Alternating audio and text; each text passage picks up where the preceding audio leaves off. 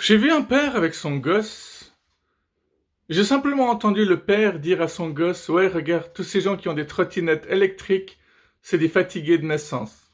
C'est quand même un sacré jugement. Ça veut dire quoi? Que les gens qui ont des vélos électriques, c'est aussi des fatigués de naissance? Ce genre de pères, le genre de valeurs qu'ils vont donner à leurs enfants, ils vont dire que les caissiers sont des gens qui n'ont pas fait d'études, sans expliquer que certains caissiers font ce boulot pour pouvoir payer leurs études. C'est aussi le genre de gars qui va dire que être artiste ou musicien, c'est pas un vrai boulot. Attention, attention, surtout si le musicien, il est heureux dans sa vie, hein. Si le gars, il a du succès avec les filles, qu'il arrive à avoir de l'argent et à vivre de ça, attention, c'est pas un vrai boulot. Parce qu'au final, c'est pas normal d'être heureux. Et c'est ça le message. Si on est un fatigué de naissance quand on a une trottinette électrique, ça veut dire aussi que c'est pas normal d'être heureux quand on bosse. C'est la même logique pour moi. Ah, faut que j'intervienne, hein. Je suis pas sûr que tout le monde arrive à te suivre, hein. Parce que la vie, c'est fait pour souffrir, quoi, hein. La première loi du bouddhisme, c'est la souffrance existe.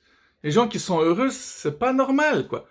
Un gars qui fait le con à longueur de journée sur YouTube comme moi, c'est inquiétant, quoi. C'est gravissime dans cette société. Ouais, c'est pas normal. Surtout s'il a plus 20 ans et encore plus s'il a ton âge.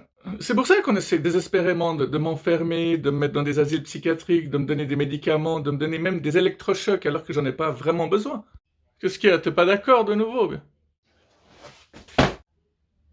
Et toi, t'en penses quoi?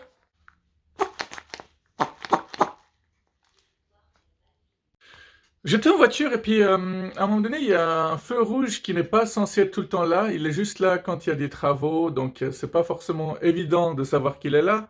Je sais pas si vous m'avez bien compris, mais j'ai essayé de faire ça le plus compliqué possible. Moi, j'ai rien compris. Ah oui, vous avez remarqué, par exemple, les avocats, ils parlent toujours avec des termes qu'on comprend pas. En fin de compte, on peut toujours résumer en une ou deux phrases tout ce qu'ils nous ont dit pendant une heure. Bref, ça c'est encore un autre sujet. Donc je disais qu'il y avait un feu rouge, qui n'est pas censé être toujours là, et il y a un couple qui a traversé la route, et ils m'ont remercié. Et moi j'ai essayé de leur faire comprendre que j'avais pas le choix. J'ai essayé de pointer en montrant le feu rouge, et ils ont pas compris mes gestes. Et après ils m'ont regardé bizarrement. C'est fou comme il y a vite des incompréhensions dans la vie. Et là je me suis dit, qu'est-ce que je fais? Est-ce que je vais faire un détour sur la droite pour rattraper ce couple et leur expliquer qu'il y avait un feu rouge? J'aurais pu, mais ça aurait été une perte de temps. Même si j'étais pas forcément en retard ce jour-là. Et si, pour une fois, j'étais pas en retard, c'est que j'ai peut-être arrêté de tirer des signaux d'alarme. Parce qu'en fait, c'est quoi? Arriver en retard, c'est tirer un signal d'alarme. C'est clairement montrer que quelque chose va pas. Après, il faut encore trouver quoi, puis régler le problème à la source. Les gens qui arrivent tout le temps en retard, c'est pas forcément qu'ils ont pas envie de bosser. C'est qu'il y a un problème ailleurs, c'est tout. Puis c'est tout, quoi. Puis c'est comme ça, quoi. J'aime bien mettre mon grain de sel. Je dirais pas que j'irais jusqu'à foutre la merde partout, mais des fois, c'est vrai que je peux pas m'empêcher de réagir sur YouTube et quand je vois des personnes qui, sur un groupe musique, un groupe de musique des années 70, quand ils marquent «Ah, la meilleure époque, la meilleure musique, les meilleurs amis.» Mais mon gars, tout le monde pense ça. Les gens qui sont nés dans les années 2000, ils ont adoré les années 2010, quoi. Bon, c'est peut-être pas forcément un bon exemple. Quoique, ce sera encore plus difficile d'aimer les années 2020. Non, mais ce que je veux dire, c'est que chaque ado a apprécié la décennie de son adolescence, quoi. Mais ce qui est étrange, c'est que les gens, ils osent pas me répondre quand je leur écris ce genre de truc. Comme si j'avais une certaine énergie qui fait qu'on pouvait pas me contrer. Ou peut-être que les gens, ils savent que souvent, on peut pas me blesser. J'ai pas toujours été comme ça. À une époque, les gens, ils arrêtaient pas de me tracher tout le temps, puis comme je souriais, les gens se rendaient pas compte qu'ils me faisaient mal. Et c'est qu'une fois que je passais le pas de ma porte chez moi que je déprimais toute la soirée, quoi. C'est pour ça aussi qu'il faut savoir dire aux gens: «Hé, stop, là, ce que tu m'as dit, ça m'a blessé, quoi. C'est un fait, maintenant, qu'est-ce qu'on fait de ça? Soit tu t'excuses, soit on part sur un autre sujet, soit on part sur un nouveau, comment on va dire ça? On repart d'un bon pied sur une nouvelle base, quoi.» Non mais par exemple, je vais pas vous parler de tous les remarques que je fais sur internet dès que quelqu'un m'énerve, mais si on prend par exemple l'exemple de la prison, hein. En Suisse, on est persuadé que quelqu'un qui est en prison, il doit souffrir à mort.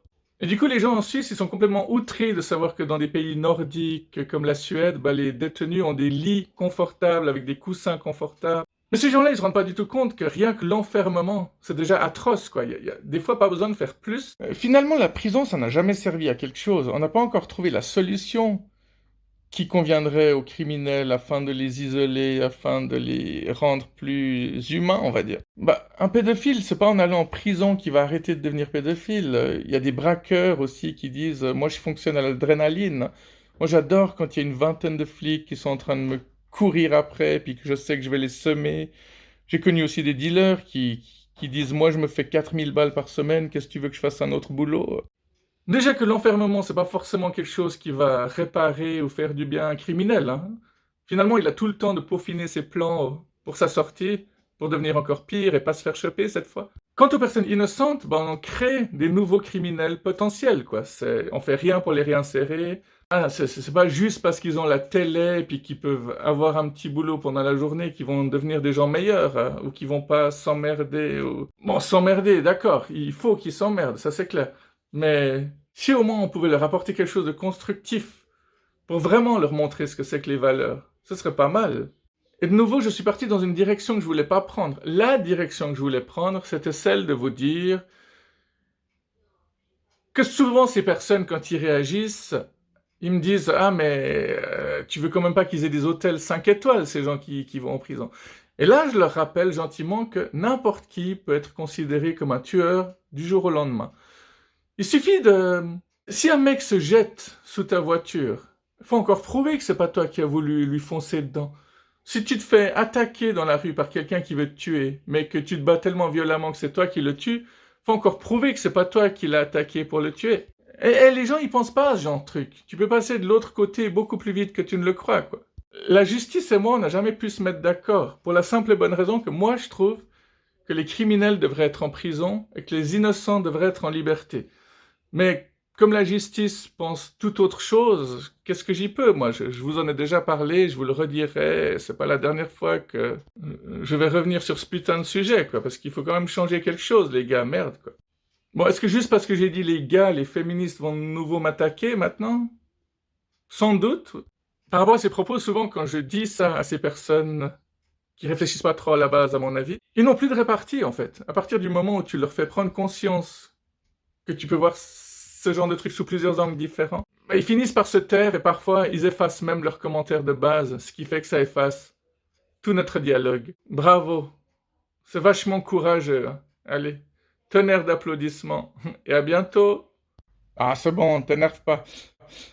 Je profite pour dire qu'il paraît qu'en Norvège, il y a très peu de récidives. Il paraît que quelqu'un qui va en prison en Norvège, il y a tout de suite des assistants sociaux qui vont vers lui, des psys spécialisés. Ils essayent de savoir pourquoi il en est là, qu'est-ce qui s'est passé, qu'est-ce qui l'a poussé à faire ci et ça. Il y a aussi des animateurs qui iront vers lui. Et il participera à des activités aussi qui vont non seulement lui changer les idées, mais aussi lui ouvrir un peu l'esprit, ce qui fait que, voilà, il sera un peu un homme nouveau en sortant, il aura des nouvelles valeurs, donc bonnes ou un peu moins bonnes, on s'en fiche. L'essentiel, c'est qu'il ait des nouvelles valeurs. Et généralement, ça se passe plutôt bien. Ou du moins, je l'espère.